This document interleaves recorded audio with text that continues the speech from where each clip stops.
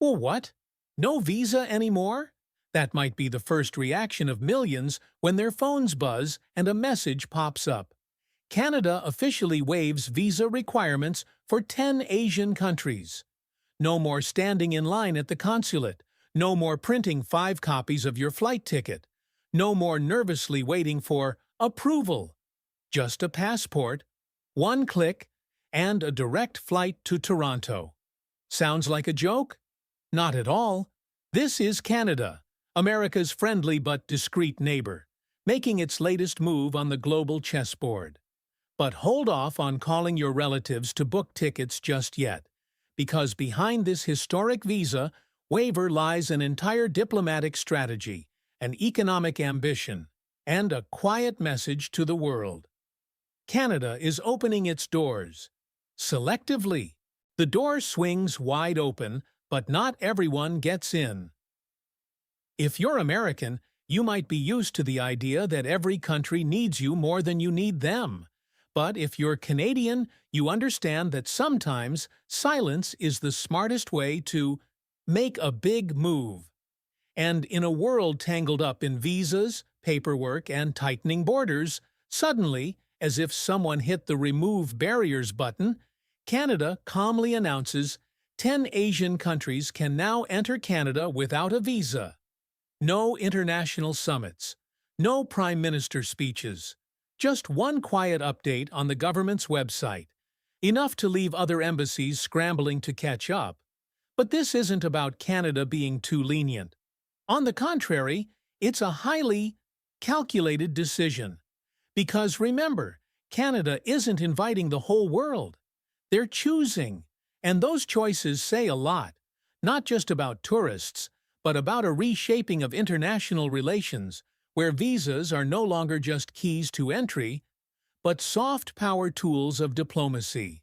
Forget the image of Canada with pine forests and maple syrup. See them instead as a quiet but clever player on the global chessboard.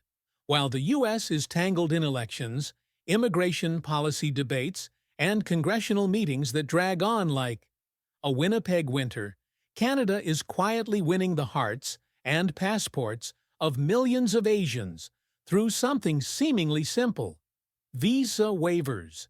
But what makes this decision so special? First, it doesn't stem from a need to boost tourism stats. Canada already enjoys stable tourist flows from the US and Europe.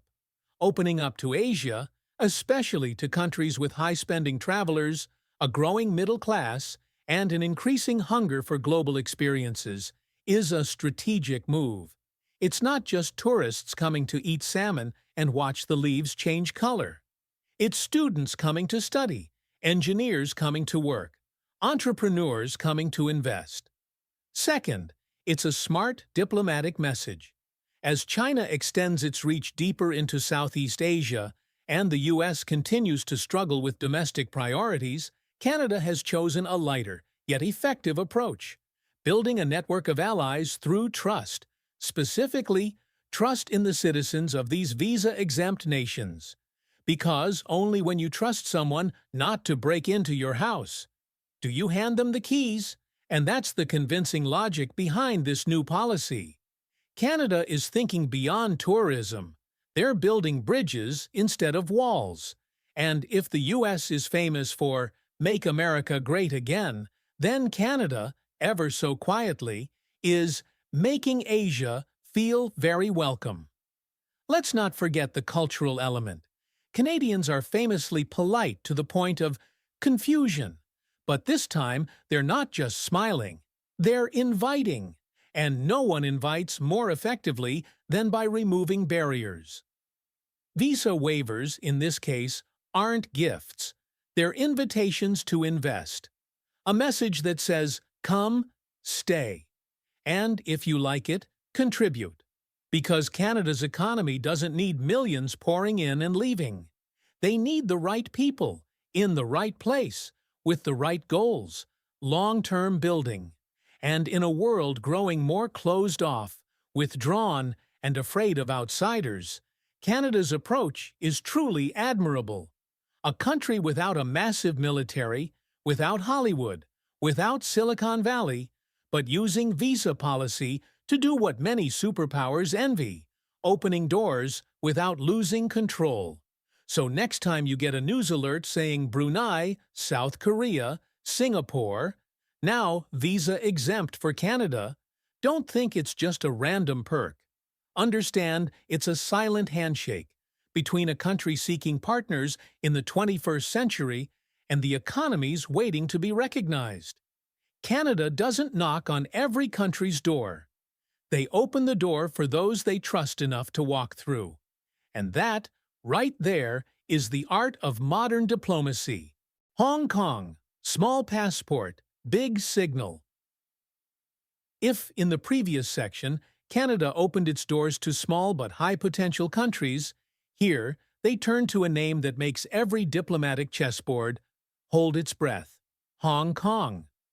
To many Westerners, mentioning Hong Kong brings to mind skyscrapers, a subway system that runs like a Swiss watch, or streets always filled with the aroma of dim sum. But to global policymakers, especially in Ottawa, Hong Kong is not just a city, it's a message. And when Canada unexpectedly waived visas for Hong Kong SAR passport holders, they weren't just saying, "Welcome to Vancouver." They were subtly telling the world, "We're still watching, we still care, and we're not sitting this one out." This didn't start yesterday. Since 2020, after Hong Kong went through deep political upheavals, thousands of young people, intellectuals, and entrepreneurs began looking at the world with different eyes. Not searching for a place to go on vacation, but for a place to start over. And Canada, with its large Chinese community, open education system, and a cold enough climate to make people argue less, became an attractive destination. But the question is, why now? After years of maintaining relatively strict entry rules, why is Canada suddenly waving hello to holders of Hong Kong passports? The answer lies in Canada's brand of diplomatic wisdom, not loud like the US, not bitter like the UK, and not hardball like Australia, but measured, steady, and deeply strategic. First, Canada understands that Hong Kong is in a tug-of-war. On one side is pressure from Beijing. On the other, the desire to maintain identity from millions used to living under Western legal traditions. The visa waiver isn't meant to save Hong Kong. Canada isn't a superhero. But it's their way of saying, if you need a way out, our door is still open. Second, this is a highly calculated move in terms of demographics and economics. Hong Kongers are known for three things: working hard, spending with taste, and migrating not to escape, but to build. They don't look for shelters. They look for places to start new companies, enroll their children in good schools, and invest in retirement funds. And Canada, with cities like Toronto, Calgary, or especially Richmond in British Columbia, is ready to welcome that wave. Third, and this is the most subtle point, Canada still maintains its balance with China. They do not recognize Hong Kong as an independent country. They are not inviting all Hong Kong residents to immigrate en masse. They simply say, "You have a valid Hong Kong passport? We waive your short-term tourist visa. The rest, let's build a future together legally." That is the art. Not challenging anyone, but not submitting either. From an American point of view, this may seem confusing.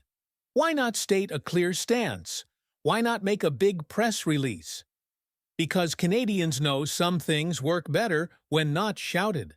An open visa policy can sometimes carry more weight than a 40-minute speech at the United Nations. And that's exactly what defines Canadian diplomacy. Polite, quiet, but never naive. So when a small announcement appears on the government's website, Hong Kong SAR passport holders are now visa-exempt for entry to Canada with an ETA, it may not grab Western media headlines.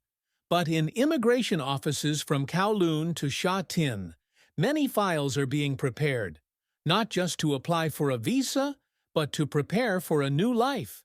And for Canada? they've just won a strategic move. No gunfire, no high-level negotiations, just one perfectly timed visa waiver. Israel, small passport, big ecosystem. If there's one country that makes the world admit size doesn't determine strength, it's Israel. A nation roughly the size of New Jersey, yet consistently ranked among the world's top innovation hubs, with water purification technology in the desert, startups raising funds like sipping coffee, and, every few years, Hollywood making another spy movie about them. So, when Canada announced a visa waiver for Israeli citizens, quietly, without fanfare, many people simply raised an eyebrow. Oh, another country. But look closely, and you'll see this isn't just a policy update. It's a very different kind of strategic move. Not about geography, but about intellect. Canada didn't choose Israel for its number of tourists. Canada chose Israel for the quality of every suitcase. Imagine you're a customs officer at Pearson Airport, and an Israeli traveler walks up. Maybe they're here to see Niagara Falls, but maybe inside that laptop is a prototype of the latest AI tech being tested in Tel Aviv, or an idea for solar-powered batteries cooled by seawater, or a co-investment contract with a startup in Toronto. For Israel, travel is never just travel. They go to work, to expand, to connect, and Canada wants to be the destination for those connections. In fact, the relationship between the two countries has quietly grown strong over time. Canada's top universities frequently collaborate with Israel's tech institutes. From AI and clean agriculture to cybersecurity, future-focused fields already bear both countries' fingerprints. So what makes this visa waiver special? First, it's a move in sync with U.S. policy. Late last year, the U.S. approved a visa waiver program for Israel. Soon after, Canada, as a close friend that doesn't want to copy openly, quietly launched its own version. No big noise, but full of impact.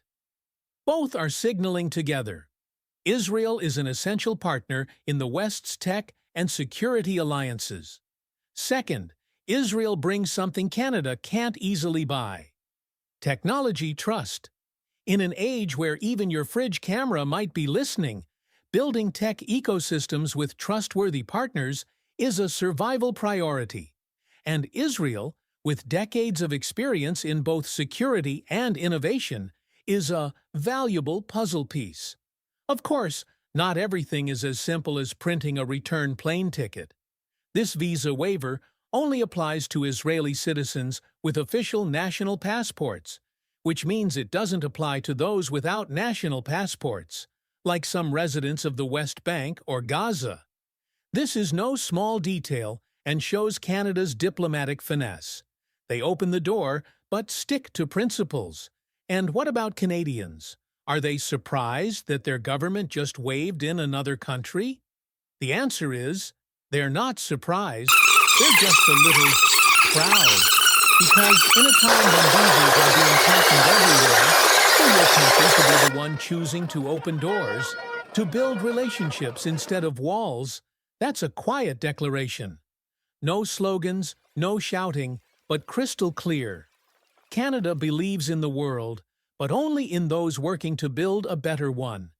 And if anyone thinks this is just about immigration policy, try walking around Toronto or Montreal this summer.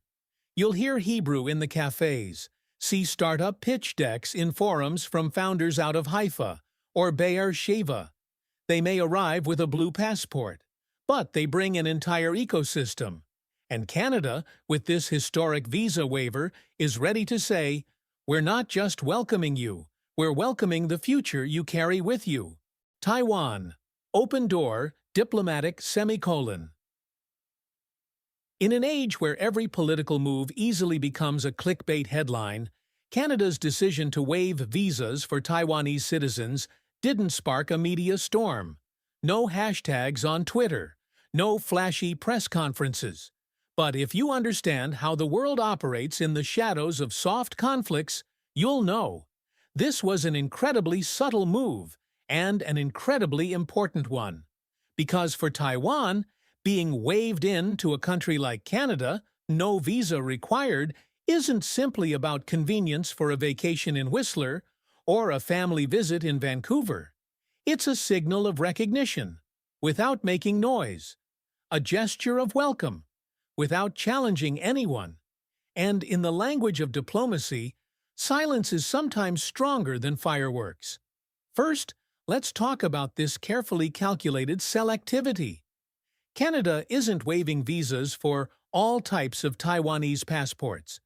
They're doing it for citizens with ordinary passports, and only if those passports contain a personal identification number. A detail that may sound technical, but is, in essence, a diplomatic safety valve. By restricting it within a clear administrative framework, Canada avoids sharp criticism from Beijing while still allowing millions of eligible Taiwanese to book tickets, buy an ETA, and fly to Toronto without having to go through an embassy.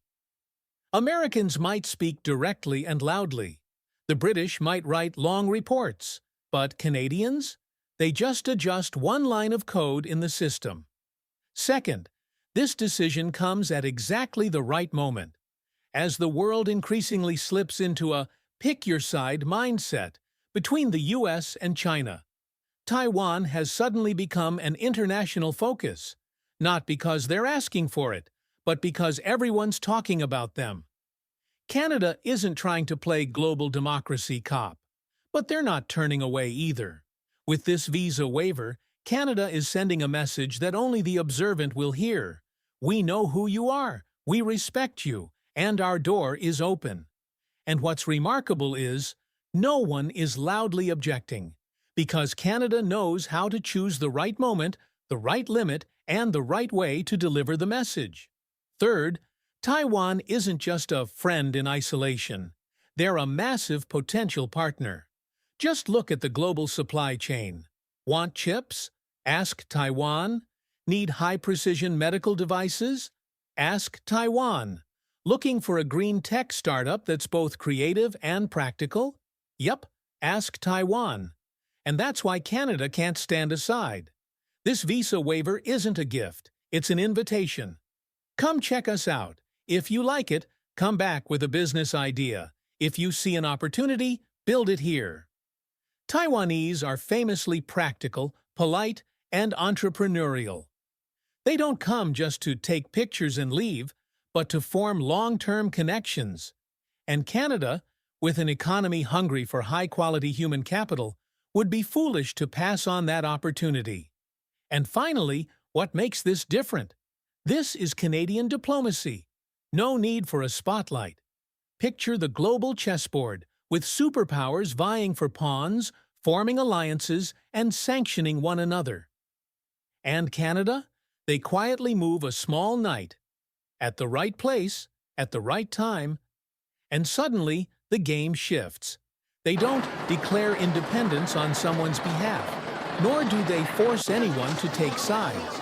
They just open the door, but that door is guarded by principles, balance, and a rare quality these days: strategic trust.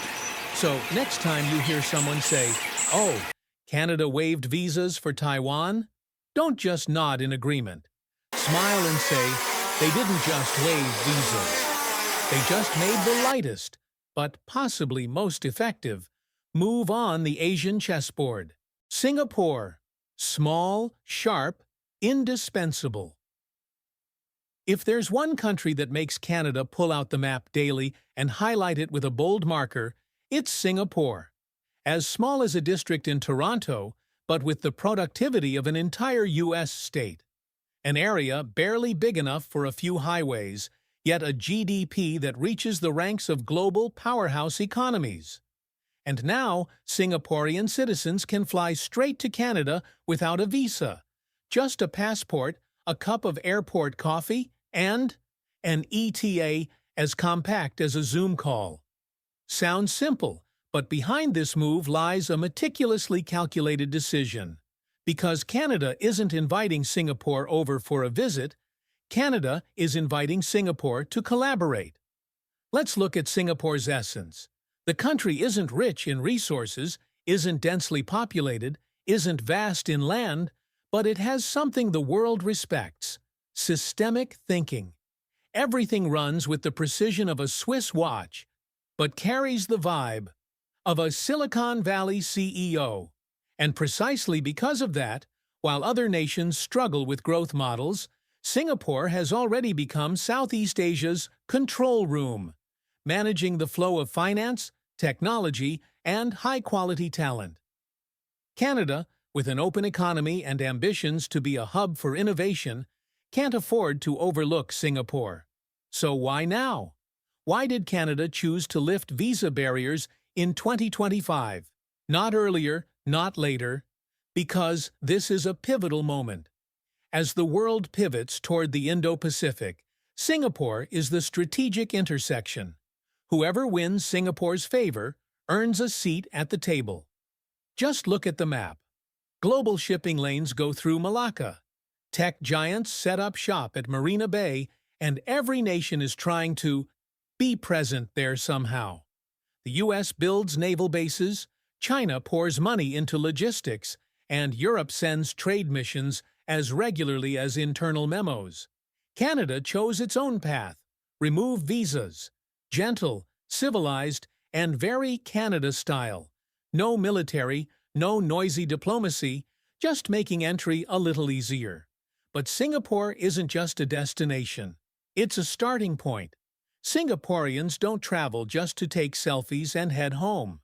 They often come with a plan. They invest in sustainable real estate in Vancouver. They bring lists of promising startups looking for tech partners in Toronto. They're ready to buy shares in AI companies in Montreal. And Canada, as clever as ever, doesn't want to become a check-in location. It wants to be part of the strategic ecosystem Singapore is leading. So this visa waiver isn't a perk, but a red carpet rolled out precisely for a special partner. Let's not forget the human factor. Singapore is known for its young professionals, fluent in English, familiar with Western culture, and possessing a build-to-last mindset, meaning if they choose Canada to live, study, work, or invest, they're not coming to try it out. They're coming to commit. And while other countries scramble to retain their youth, Canada chooses to open its doors to those already ready to contribute. An AI engineer from Singapore doesn't need to prove they have strong finances. They just need to pitch an idea. And a few years later, you might see them presenting at a tech summit in Calgary, or launching a climate research center in Alberta. And finally, here's something few notice. Singapore is the mirror in which Canada sees itself. Two countries, different in scale and history, yet sharing the same vision: to become the best place to live for the best people. Not because of cheap housing or mild weather, truth be told, no Canadian winter is mild to anyone, but because of transparency, stability, and the ability to redesign the future.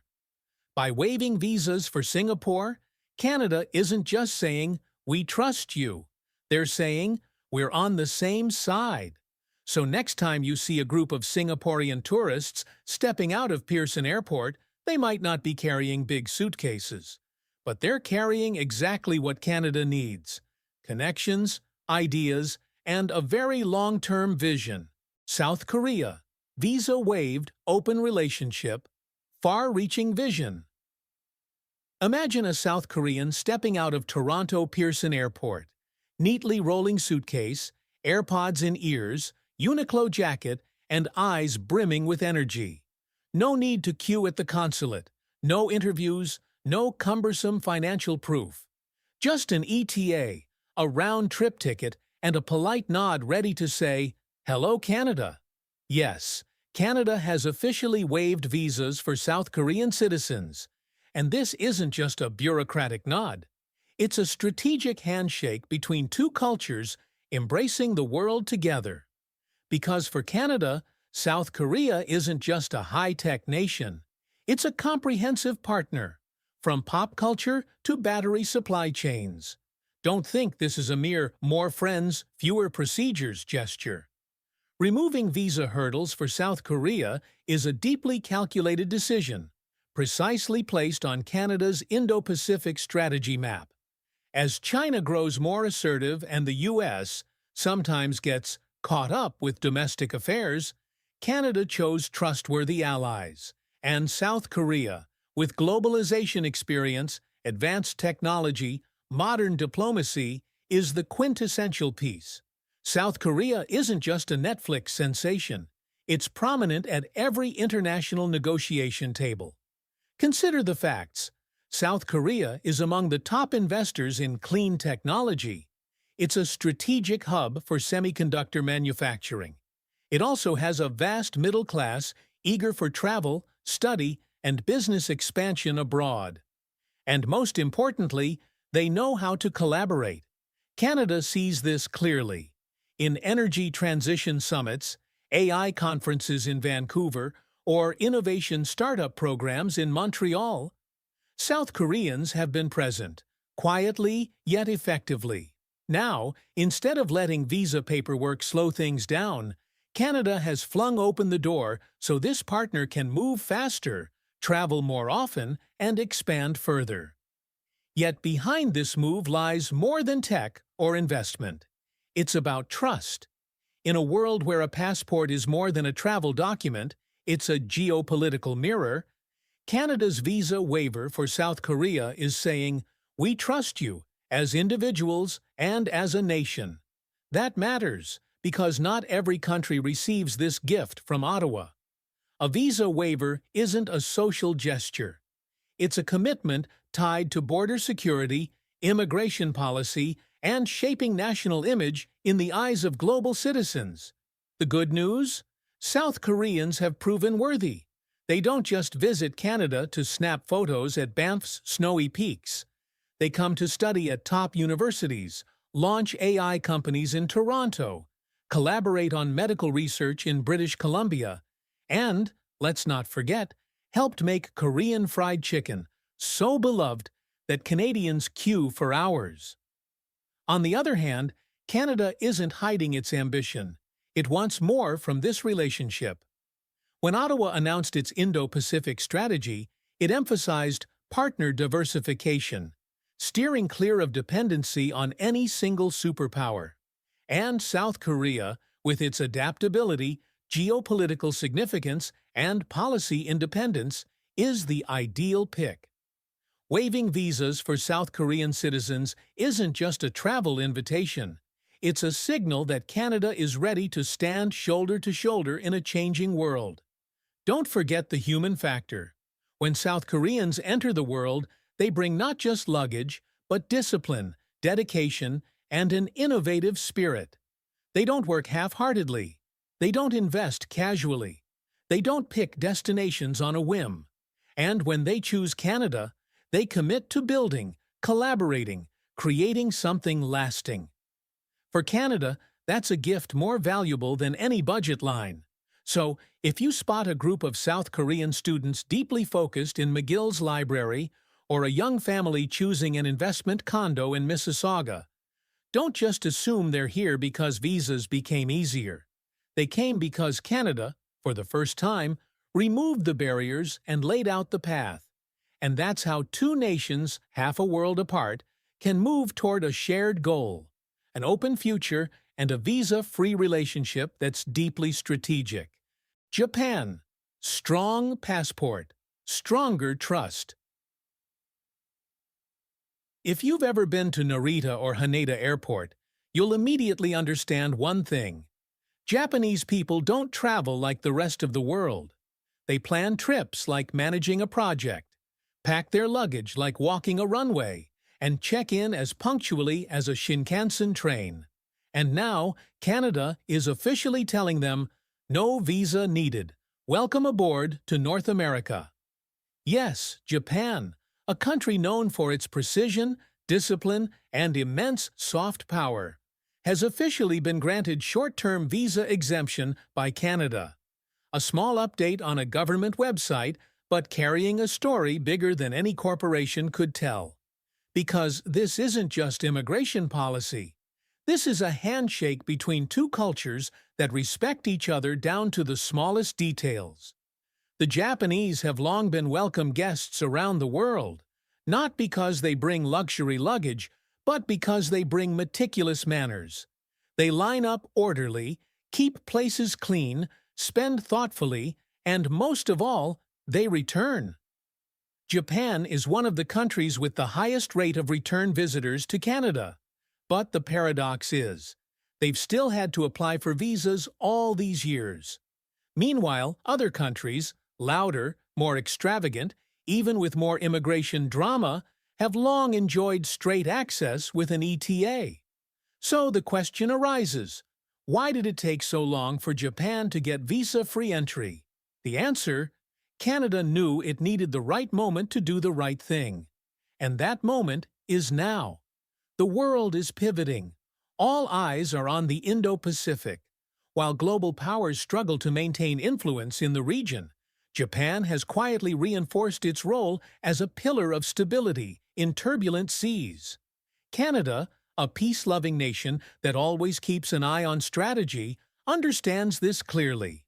If you want a sustainable future in Asia, start by strengthening ties with Tokyo. This visa waiver is not a gift to Japan. It's recognition. Recognition of a partner who is quiet but deeply reliable. Recognition of a country whose citizens don't need tight monitoring because they already monitor themselves. Recognition that if any country deserves easier entry into Canada, it's Japan. And as usual, Japanese travelers don't come just to take photos and leave. They come to connect, to learn, to invest. Take a walk around the University of Toronto or UBC, and you'll find Japanese students attentively taking notes, humble to the point of being almost invisible, yet carrying a spirit of study that earns admiration. Drop in at an innovation conference, and you'll see Japanese researchers quietly presenting on next-generation batteries, quantum processors, or smart city models. And entrepreneurs? They come to Canada not to buy out, but to build long-term relationships, step by step, contract by contract, coffee by coffee. Of course, there's another layer of meaning: diplomatic trust.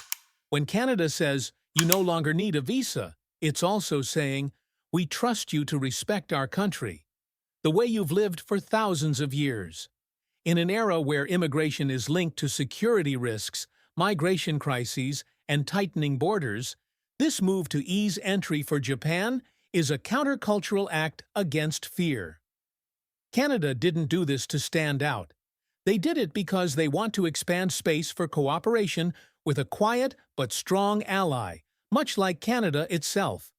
And don't forget one humorous but very true reason: the Japanese are really good at following the rules. In every Canadian immigration risk analysis, one thing stands out: Japan is not a country whose citizens accidentally overstay. They're too busy doing the right thing. They plan their trips down to the hour. And if you give them 15 days of entry, they'll leave on day 14 at 10:43 a.m., exactly as planned 3 weeks ago. So next time you see a Japanese couple carefully placing their shoes by the door of a homestay in Montreal, or an engineer from Osaka quietly reflecting in a cafe in Calgary with smart city blueprints on the table, don't be surprised. They don't need a visa. Because to Canada, they already carry something more valuable than any stamp: trust.